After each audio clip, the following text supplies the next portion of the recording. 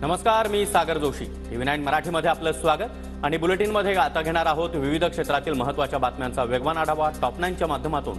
आणि सुरुवातीला मनसे महायुतीमध्ये येणार का याच संदर्भातल्या टॉप 9 बातम्या. पुढच्या 1-2 दिवसांमध्ये राज ठाकरे महायुतीमध्ये सहभागी होण्याची शक्यता. अमित शहांसोबतच्या भेटीमध्ये भाजपकडून दक्षिण मुंबई आणि नाशिक किंवा शिर्डीच्या जागेची मनसेची मागणी.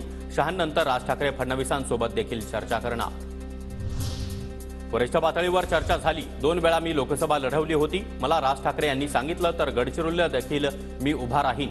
आम्ही आदेश ऐकतो आणि पाळतो. बाळा नांदगावकर यांची प्रतिक्रिया.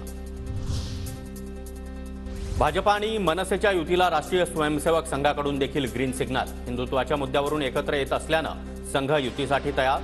हिंदुत्ववादी मतांचं विभाजन टाळण्यासाठी संघाची भूमिका. सूत्रांची माहिती. महाराष्ट्रामध्ये मोदींच्या नावावर नव्हे तर ठाकरे नावावरच मतं मिळतात. त्यामुळेच बाळासाहेबांच्या फोटोनंतर आता एक ठाकरे जोडण्याचा प्रयत्न. अमित शहा आणि राज ठाकरे यांच्या भेटीवर उद्धव ठाकरेंची टीका. राज ठाकरे महायुतीमध्ये गेल्यास काहीही परिणाम होणार नाही. राज ठाकरे यांच्या दिल्ली दौऱ्यावर राऊतांची टीका.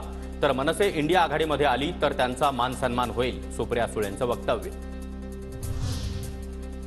मनसे इंडिया आघाडीमध्ये आली तर त्यांचा मान सन्मान होईल. राज ठाकरेंच्या युतीवर जाण्याच्या चर्चांवर सुप्रिया सुळेंचं सूचक वक्तव्य.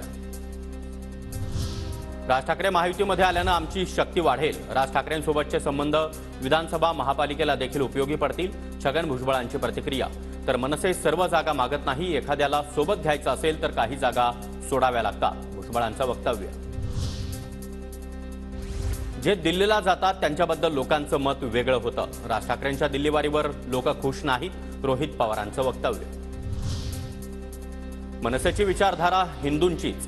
बाळासाहेब ठाकरे यांच्या विचारधारेवरच त्यांचा पक्ष चालतो. मनसेच्या येण्यानं पुन्हा एकदा मोदी सरकार बळकटीनं येईल. शंभूराज देसाईंची प्रतिक्रिया. तर एकनाथ शिंदे आणि अजित पवारांना महायुतीमध्ये घेऊन देखील उद्धव ठाकरेंची कमतरता भरून येत नाही. म्हणून राज ठाकरेंना निमंत्रण. वरुण सरदेसाई यांची टीका.